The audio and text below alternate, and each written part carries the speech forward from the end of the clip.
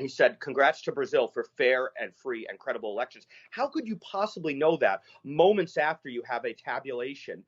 So it's, methinks the lady doth protest too much. It's very, very, it smells fishy on every level. It feels like the fix is in with the global media. They're not even reporting millions of people. This is the largest street manifestations I think that I could report on that I've ever seen historically since the fall of communism, since the 80s in Europe in the late 80s and early 90s. There's never been manifestations anywhere in the world of this scale. We're talking not millions, but we're approaching now 8 figures, tens of millions across a country of 210, 220 million people. So it's really massive. And it's not only in Brazil. You had the 8 Supreme Court justices who were appointed by Lula himself, who let him out of prison and annulled his conviction. He's convicted 3 times in 3 separate courts, and they annulled it.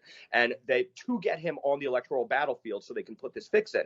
And they went to New York to speak about how they saved democracy with, get this, the incoming Lula cabinet ministers. And this was scheduled months ago at the Harvard Club on West 44th Street in Manhattan. So to get the space, they had to reserve it months ago, a forum about Brazilian democracy. And you had the 8 Supreme Court justices appointed by Lula in New York talking about how they saved Brazilian democracy. And guess what? People protested. People came out to 44th Street. The exiled journalists in the U.S. who've been censored, Alan Dos Santos, who has an Interpol red notice levied against him by Moraes, and Interpol's declined to prosecute it and to execute it. He came out and led with a bullhorn, and these guys had to have very, very deep security, these justices, to get in and out of the car. Everybody, thousands of people were yelling at them, that calling them, curses and saying, "You have destroyed our democracy." And even today, I saw a clip of a woman in Lula's camp through the Sao Paulo Forum who said, "We have to save Brazilian democracy just like we have to save Maduro's Venezuelan democracy." This is the way Lula, the Sao Paulo Forum, these communists think. It is truly a mental disorder, and they believe the ends justify the means